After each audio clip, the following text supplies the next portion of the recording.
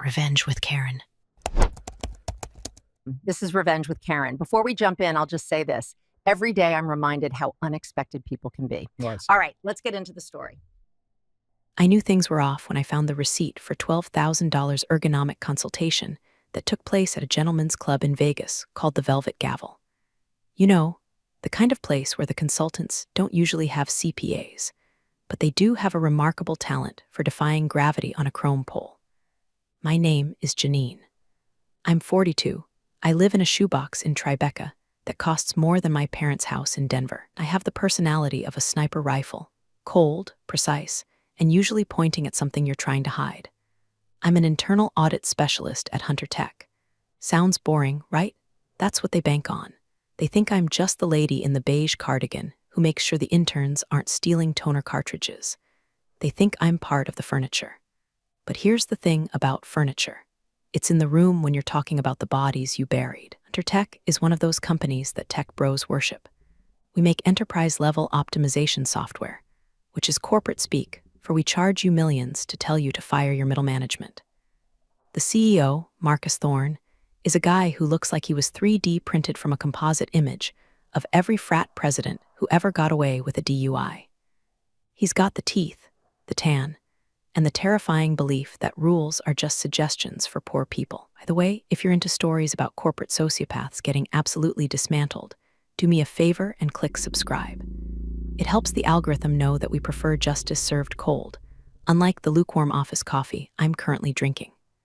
Thanks, you're the best. I've been at Hunter Tech for 7 years.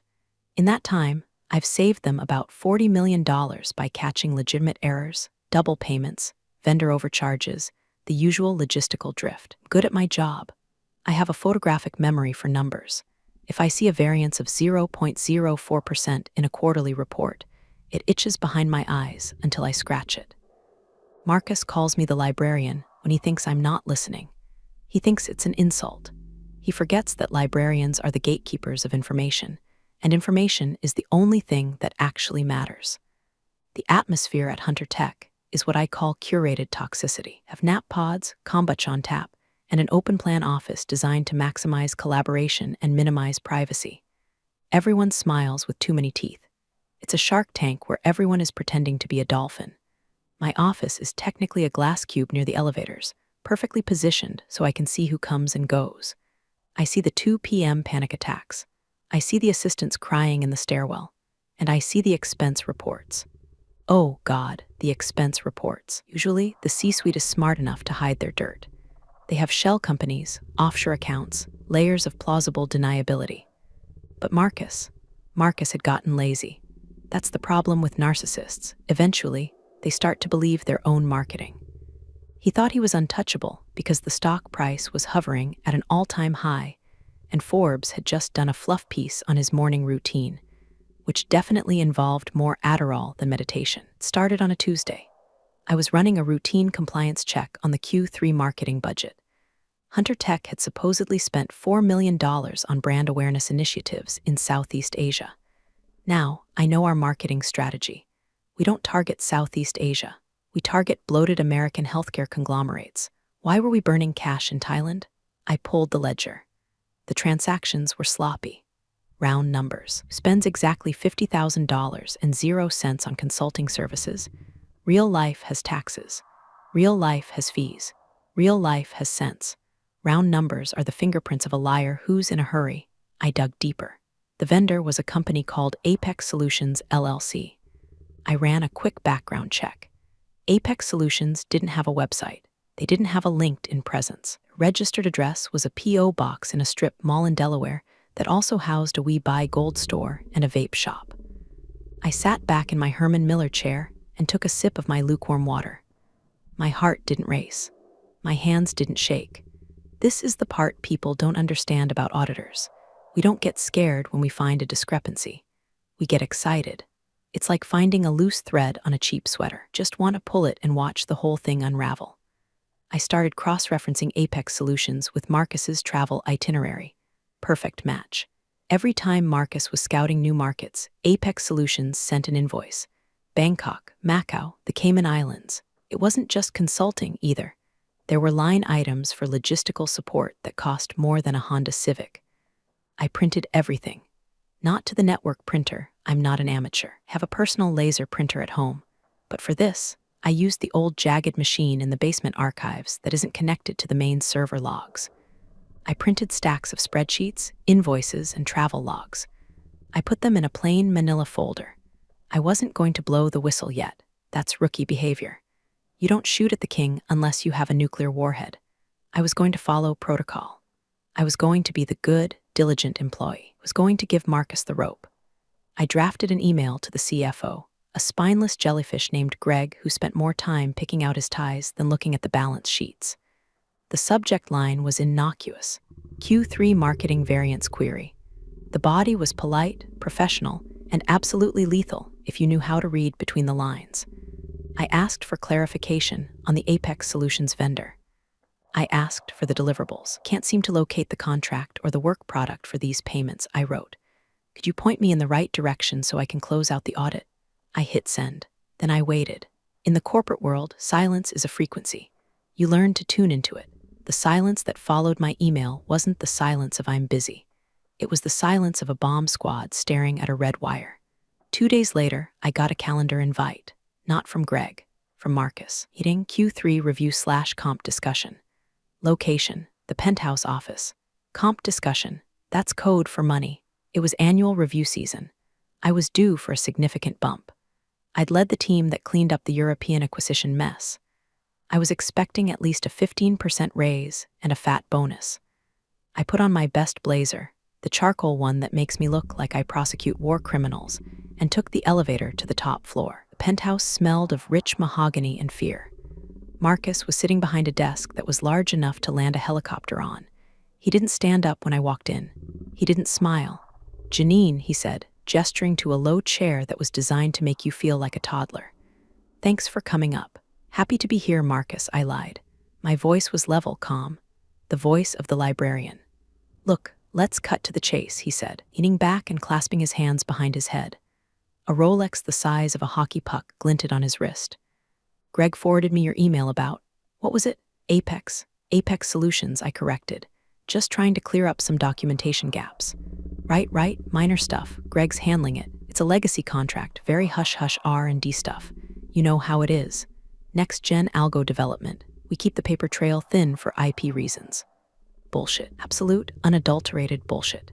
You don't expense R&D through marketing budgets, and you don't pay vendors in Delaware strip malls for next-gen algos. Understood, I said. I'll still need the documentation for the SEC filings, though.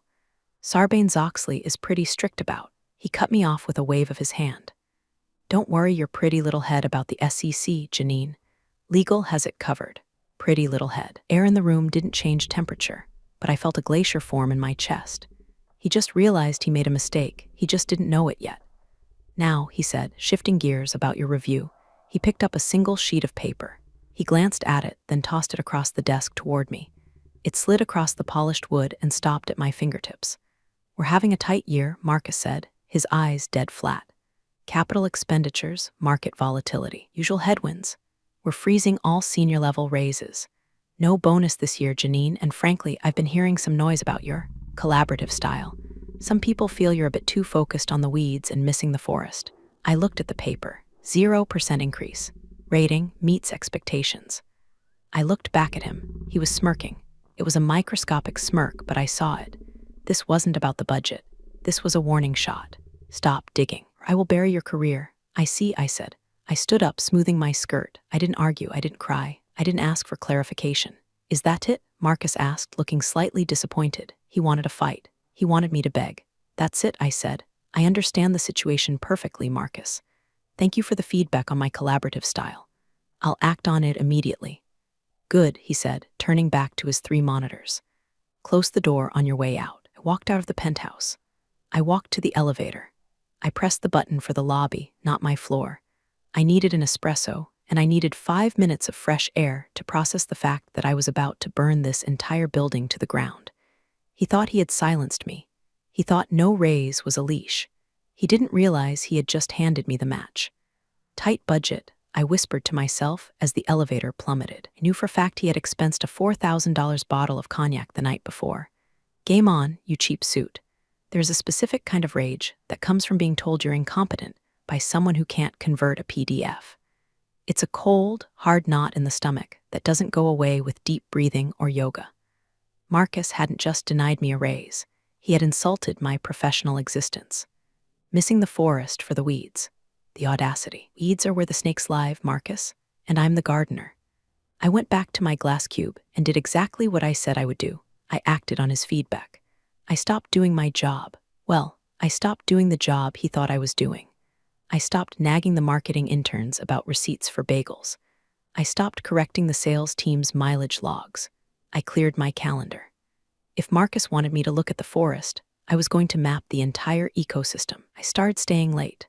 Not 5:30 p.m. late. I'm talking janitorial staff knows your coffee order late. The building changes at night. The hum of the servers gets louder. The lights dim to an energy-saving glow that makes the hallways look like the set of a horror movie set in a dystopian IKEA. I needed access to the raw data. The general ledger, GL, is the Bible of any company, but the GL Marcus let us see was the edited version. I needed the Apocrypha. I needed the raw SQL dumps from the procurement system before they were sanitized for the quarterly reports. Accessing that level of data requires authorization I technically didn't have anymore. But here's a funny thing about corporate IT security. It's usually designed to keep hackers out, not to keep trusted employees from looking sideways. I still had my super user status in the legacy ERP system because nobody ever bothers to update permissions on software from 2015. I logged in.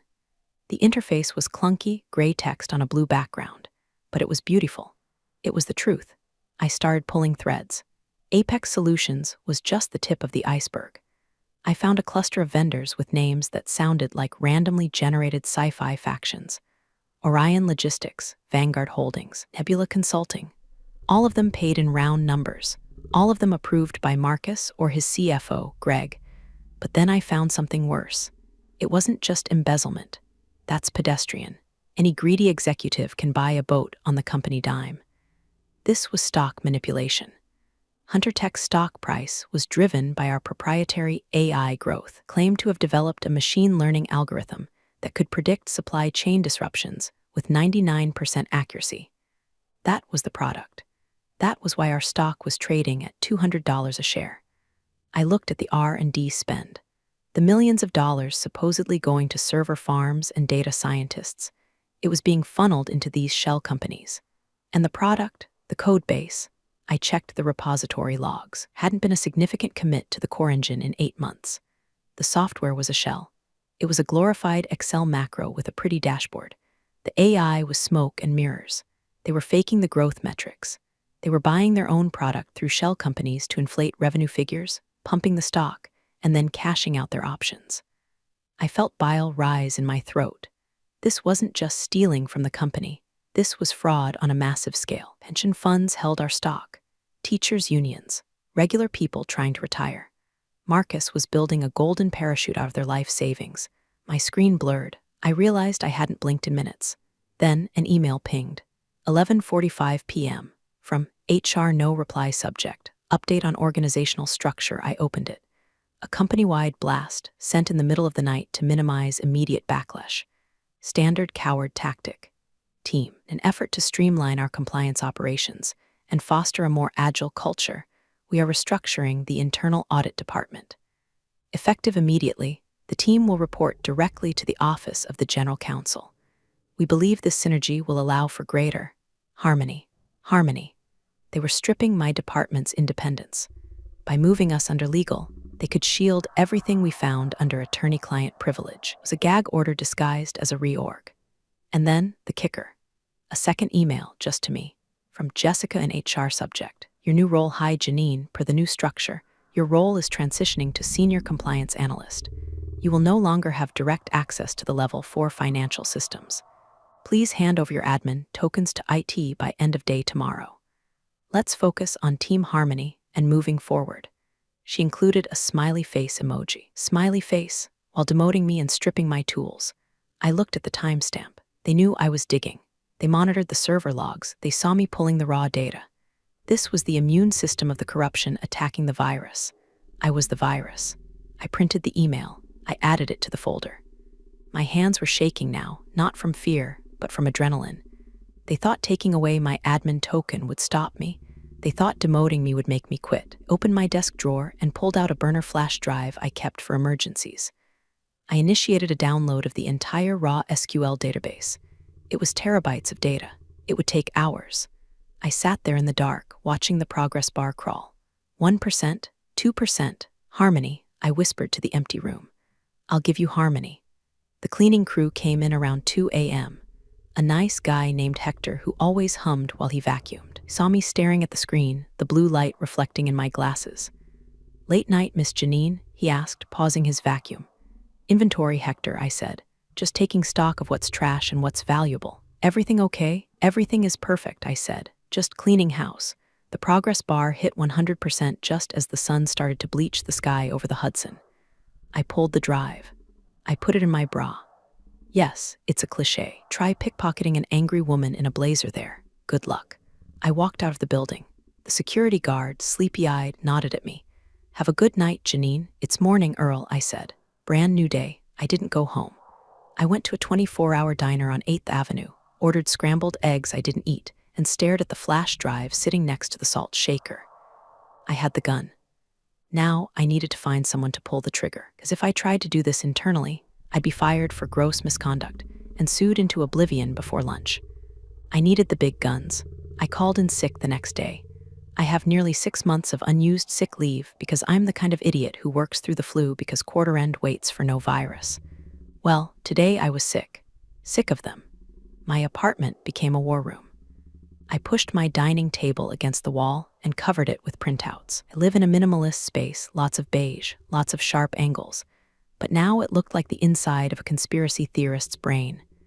Red marker, post-it notes, highlighters. I had to build the map. Data without context is just noise to a jury. I needed to tell a story. Chapter 1, the setup. Marcus creates shell companies. Chapter 2, the siphon. Money moves from Hunter Tech to shells for fake services. Chapter 3, the wash. Shells pay consultants. Marcus's personal debts, lifestyle. Chapter 4, the pump. Hunter Tech records fake revenue from other shells to inflate growth. It was a classic Ponzi structure wrapped in Silicon Valley buzzwords. I worked for 36 hours straight. I drank enough espresso to vibrate through walls. My cat, Ledger, yes, I named my cat Ledger, shut up, sat on the table watching me with judgmental yellow eyes. He knew something was off. Usually, home at 7 p.m., we watch a documentary, and I go to bed. Now I was pacing around in sweatpants, muttering about revenue recognition principles and Sarbanes-Oxley Section 404. I found the smoking gun in a buried subfolder of the leaked drive. It was an email chain between Marcus and the CFO, Greg. Subject, the gap from Greg Marcus. We're short on the Q3 projection by about $12M. If we miss, the stock tanks. Liquidity event is next month. What do we do? From Marcus, trigger the Orion contingency. Invoice the licensing fee for the Asian expansion. We can write it off next year. Just make the number hit. Trigger the Orion contingency. It sounded like a bad spy movie, but it was actually a felony. They were fabricating $12 million of revenue out of thin air to keep the stock price up so they could sell their personal shares. I stared at the screen. This wasn't just unethical. This was federal prison. This was Martha Stewart, but without the charm. My phone buzzed. A text from a number I didn't recognize. Janine, we missed you at the transition meeting today. Legal needs your laptop for the update. Please bring it in by 9 a.m. tomorrow.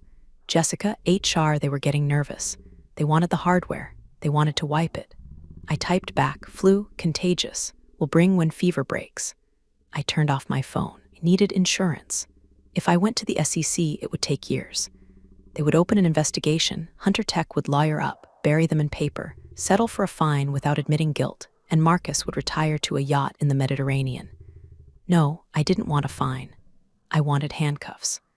I remembered a guy from my master's program at Columbia, David. He was brilliant, socially awkward, and had a weird obsession with forensic accounting. While the rest of us were trying to get jobs at the Big Four, David talked about joining the FBI. We all laughed. Who joins the FBI to do math? I dug through my old contacts, found an email address. D. Miller at ICFBI.gov. I drafted the message. Subject, coffee. Body, David. It's Janine from Colombia. I have a problem. It involves $40 million in fictitious revenue and a CEO who thinks he's God. I have the receipts. You still in the business of hunting? I hesitated. Once I sent this, there was no going back. I would be a whistleblower. I would be radioactive. No one hires the snitch. My career, the one I spent 20 years building, the late nights, the certifications, the climb, it would be over. I would be the woman who took down Hunter Tech. I looked at the no-raise email printout taped to my wall. Tight budget year. I hit send.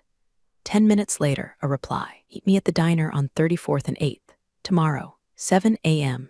Bring everything. Don't bring your phone. I smiled. It was a cold, jagged smile. Ledger, I said to the cat, Daddy's going to jail. I spent the rest of the night scanning documents. I made 3 copies of the flash drive. One went into my safe. One went into a hollowed-out book on my shelf, a copy of Ethics in Business, ironically. The third was in my pocket.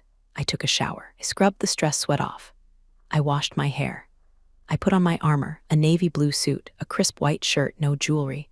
I looked like I was going to a funeral. In a way, I was. I looked in the mirror. The woman staring back wasn't the internal audit specialist. She was the executioner. You wanted to restructure, Marcus? I whispered to the glass. Let's restructure. The diner smelled of bacon grease and stale coffee, the perfume of the morning commute. I sat in a booth at the back, facing the door. David walked in at 7:02 a.m. He looked exactly the same as he did in grad school, rumpled suit, tired eyes, carrying a briefcase that looked like it had survived a war zone. He sat down without shaking hands. You look like hell, Janine, he said affectionately. I feel like a spreadsheet that's been corrupted, I replied. I slid the flash drive across the table. This isn't a smoke signal, David. It's the whole fire. Ordered a black coffee. While the waitress poured, he plugged the drive into a ruggedized tablet he pulled from his bag. He scrolled. His eyebrows, usually flat lines of indifference, started to climb. Jesus, he muttered. They didn't even try to hide the IP routing on the shell accounts. Marcus thinks he's smarter than the machine, I said. He thinks because he pays off the auditors, the math changes. But the math never changes. David looked up. This is actionable. It's messy. You have wire fraud, securities fraud, conspiracy. But if we move now, they'll shred everything. We need them to confess. We need them to commit the act while we're watching. They're doing it every day, I said, but the big one is coming. The quarterly investor call is next week. They're going to announce the Orion revenue. That's the lie that bumps the stock for their sell-off. Next week, David tapped the table. That's fast. We need a warrant. We need to build a team. You need to go back in. My stomach dropped. Go back. They locked me out. They know I know. You have to play dumb, David said. You have to go in there, hand over your laptop, and act like you're defeated. Make them think they won. If they think you're a threat, they'll delay the call or destroy the servers. We need them arrogant. We need them to feel safe. I have to apologize to him. The thought made me want to vomit. You have to survive him, David said. You do it? I thought about Marcus's face. The smirk. I can do it, I said. I'm a professional. I walked into Hunter Tech at 10 a.m. My badge still worked, which was a surprise. I went straight to HR. Jessica was there, looking perky and terrified. Janine, you're back, feeling better? Much, I said, putting my laptop on her desk. Here's the hardware. Sorry about the delay. Fever dreams, you know. Oh, totally, she said, grabbing the laptop like it was a live grenade. So, the general counsel, Mr. Sterling, wants to see you. Now, of course he does. I walked to Sterling's office. He was a slippery man with slick back hair and a suit that cost more than my education. He didn't offer me a seat. Janine, he said, standing by the window. We've had some concerning reports about your data access patterns prior to your illness. I was being thorough, I said, keeping my voice small. I just wanted to make sure everything was reconciled before the reorg. It's not your job to reconcile anymore, Sterling snapped. He turned to face me. Here is the situation.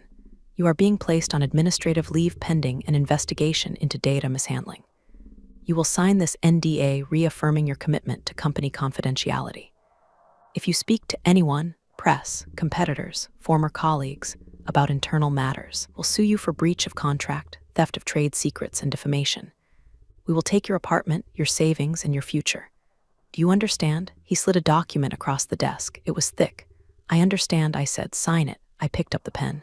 My hand didn't shake. I signed my name, Janine A. Miller. It didn't matter. A contract signed to cover up a felony is void ab initio. David taught me that. But Sterling didn't know I knew that. Good, Sterling said, snatching the paper back. Now, get out. Your personal effects will be mailed to you. I walked out. As I passed the bullpen, the large screens on the wall flickered to life. It was a company-wide Zoom broadcast. Marcus's face filled the monitors. Team, Marcus beamed. Great news. We're heading into the investor call with record momentum. I want to thank everyone for their hard work. And a special shout out to the compliance team for streamlining our processes. He was gloating. He was taking a victory lap on my grave. I saw my former team members watching the screen, their faces blank. They knew they were scared. I walked to the elevator. My phone buzzed. A text from David. We're in. The wire is hot. Keep your head down. I stepped into the elevator. The doors closed, shutting out Marcus's voice. I wasn't defeated. I was a Trojan horse. And I had just opened the gates. Next 3 days were a masterclass in psychological warfare. Hunter Tech didn't just fire you, they haunted you. I noticed the black SUV parked across the street from my apartment building on Wednesday. Tinted windows, engine idling. It never moved. Every time I went to the window, it was there. A silent metal sentinel reminding me, we see you. My email accounts, the personal ones, started acting weird. Password reset requests I didn't initiate. Two-factor authentication codes pinging my phone at 3 a.m. They were trying to hack me. They wanted to know if I had leaked anything. I didn't panic. Panic is inefficient. I went to the library to check my email. I used burner phones. I drank tea. David and I met in passing at the Union Square Farmers Market. No tables, no prolonged conversation. Just two people buying overpriced kale. They're spooked, he muttered, examining a bunch of radishes, seeing encrypted chatter on their internal channels. Shredders are running overtime. Did they cancel the call? I asked, looking at a jar of artisanal honey. No, greed is a powerful drug. Marcus needs the stock bump to cover a margin call on his personal loans. He's going through with it. Monday morning, 9 a.m. Are you ready? The warrant is signed. We have a team. We're going to hit them midstream. It's going to be theatrical. The U.S. attorney wants a headline. Good, I said, make sure the cameras are rolling. Janine, David paused. If this goes sideways, if they find out it was you before Monday, they won't, I said. They think I'm broken. They think I'm sitting at home crying over my 401k. I bought the honey. He bought the radishes. We parted ways. That night, I got an email on my personal account. It bypassed the spam filter. Sender, unknown subject, friendly advice body. New York is a dangerous city. Accidents happen. Be careful crossing the street. Enjoy your retirement. Attached was a photo. It was a picture of me taken that morning walking out of the library. My breath hitched. They were following me on foot. I closed the laptop. I walked to my door and engaged all 3 locks. I wedged a chair under the handle. I wasn't scared for my life. Marcus was a thief, not a hitman. Violence brings too much heat. This was intimidation. Wanted me to be too terrified to talk to the SEC. I sat in the dark of my living room, the city lights casting long shadows across the floor. I thought about the thousands of employees at Hunter Tech who were about to lose their jobs, the innocent ones. The receptionists, the coders, the janitors.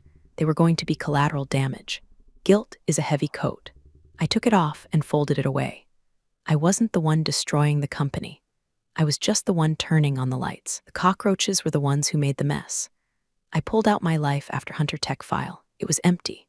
I had no plan for Tuesday. I had no idea who I would be when this was over. But I knew who I wouldn't be. I wouldn't be a victim. Sunday night, the eve of destruction. I poured a glass of wine. I opened my laptop, the clean one. I logged into the Hunter Tech Investor Relations portal. Since I owned shares, I had a legal right to watch the stream, registered under my maiden name, Janine K. The countdown clock on the screen ticked down. 12 hours to live broadcast. I slept like a baby, the deep, dreamless sleep of the righteous insane. Monday, 8:45 a.m.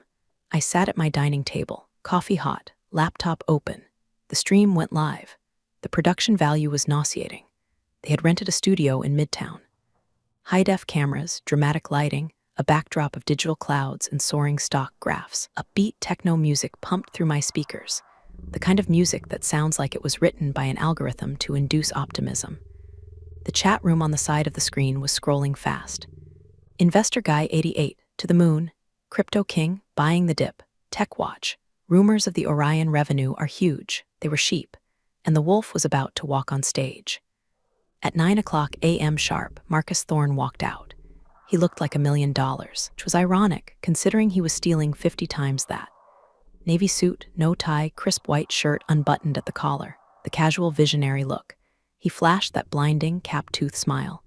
"Good morning, everyone," he said, his voice smooth as silk. "Thank you for joining us. Today is a historic day for Hunter Tech." I took a sip of coffee. "You have no idea, Marcus." He started his slide deck. It was a masterpiece of fiction. Growth, synergy, paradigm shift. Click to the slide titled Q3 Financial Highlights. "As you can see," Marcus said, gesturing to a bar graph that shot upward like a rocket, "our revenue has exceeded expectations by 20%. This is largely driven by our breakthrough Orion initiative in the Asian markets." There it was, the lie, spoken into a microphone, recorded for eternity. The moment he said those words, the crime was complete. He had misled investors. He had committed securities fraud on a live feed. I looked at my phone.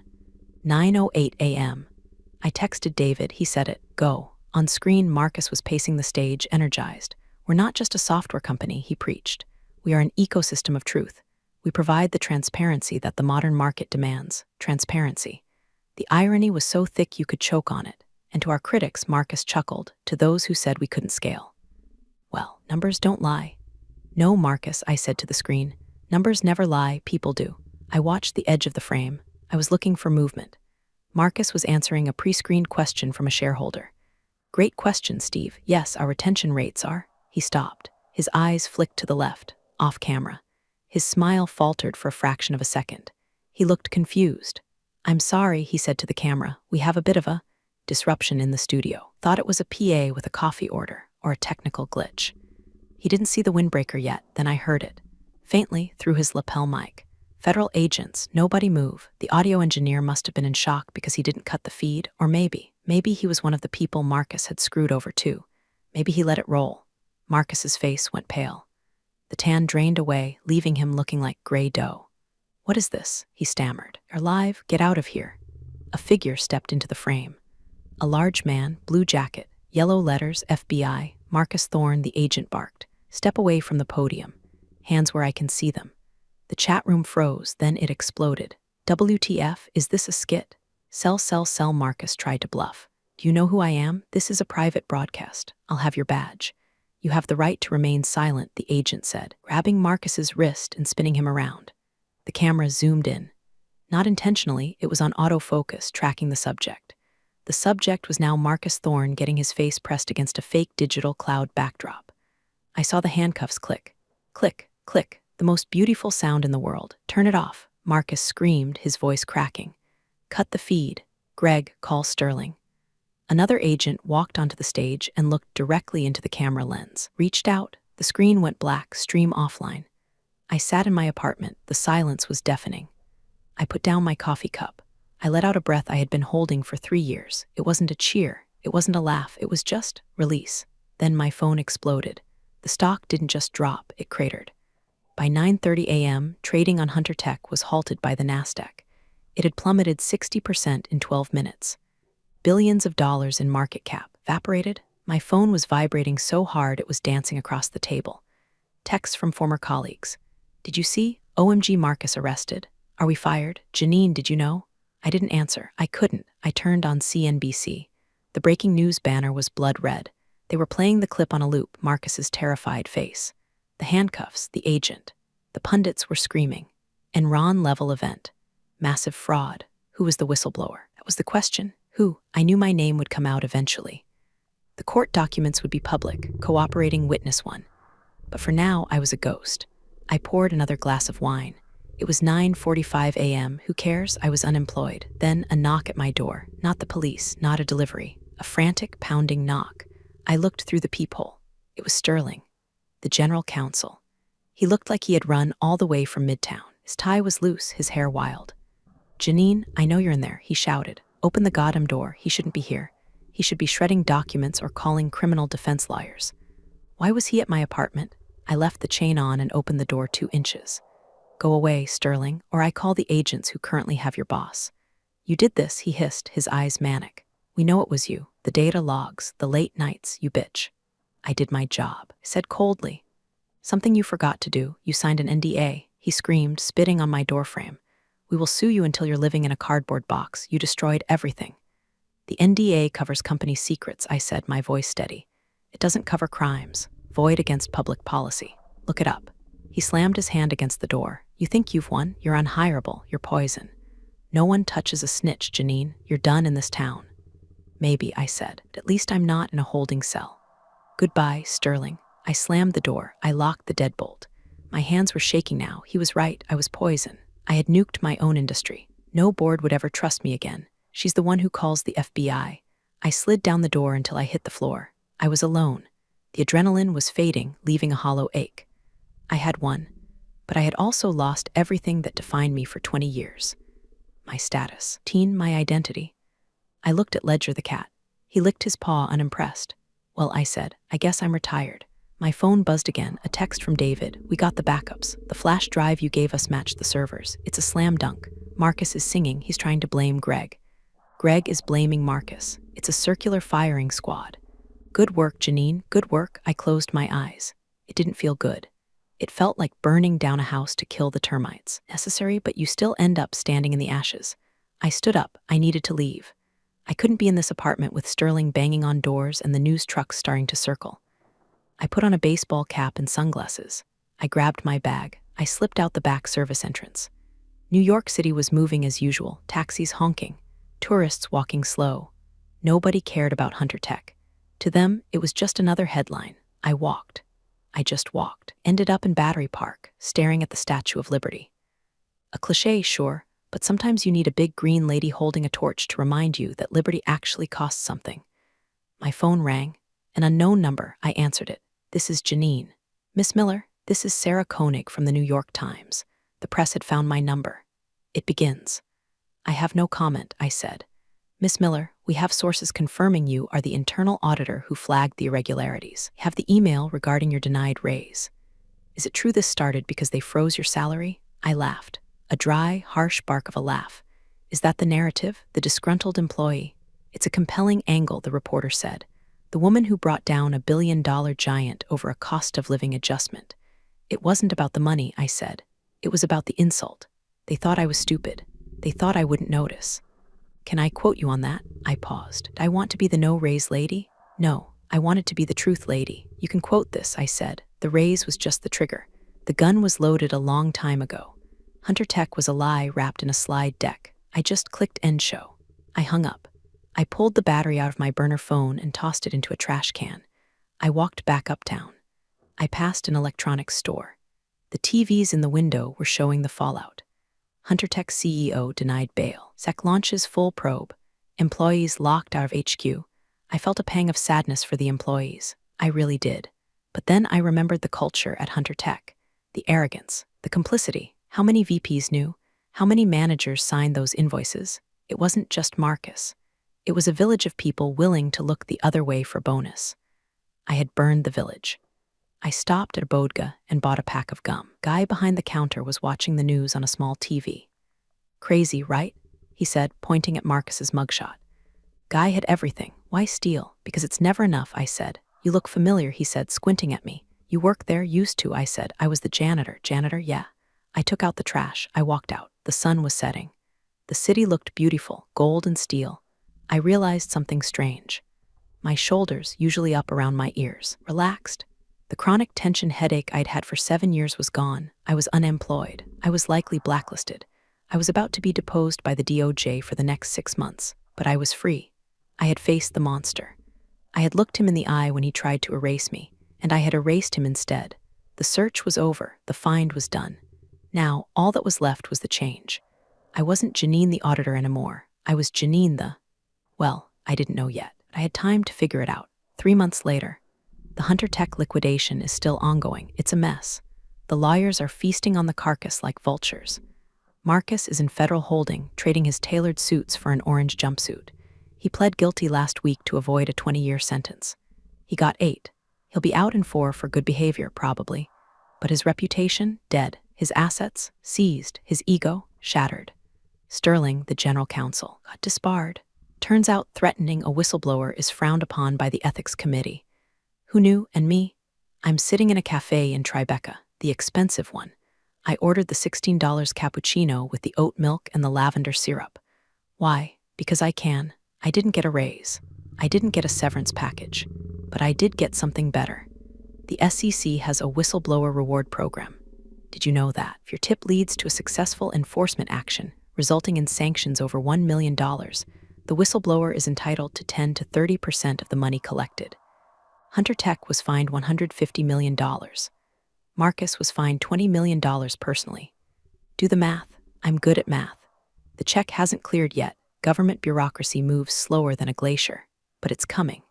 And when it does, I'm not buying a yacht. I'm not buying a penthouse. I'm going to buy a small bookstore in Vermont. I'm going to name it the Audit, and I'm going to spend the rest of my life organizing books and judging people's taste in literature. My phone buzzes. It's a LinkedIn notification. Recruiter, hi Janine, I see you're open to work. We have a head of compliance role at crypto startup. I laugh. I delete the app. No more compliance. No more startups. No more synergy. I reach into my bag and pull out a small USB drive. The original one, the one that started it all. I hold it up to the light. It's just plastic and silicon. But it took down a giant. I leave it on the table, a little tip for the busboy. Maybe he'll plug it in and learn how to dismantle an empire. Probably he'll just wipe it and put pirated movies on it. Either way, I'm done with it. I take a sip of my overpriced coffee. It tastes like victory. Moral of the story? If you're going to screw over the person who knows where the bodies are buried, make sure you pay them enough to keep digging the hole. Marcus forgot the golden rule: the help sees everything. And sometimes, the help decides to stop helping. I put on my sunglasses. I walk out into the New York afternoon. I don't have a job. I don't have a career. But I have a hell of a story for Reddit. Tight budget year, I whisper, smiling at the sky. Not for me, Marcus. Not for me.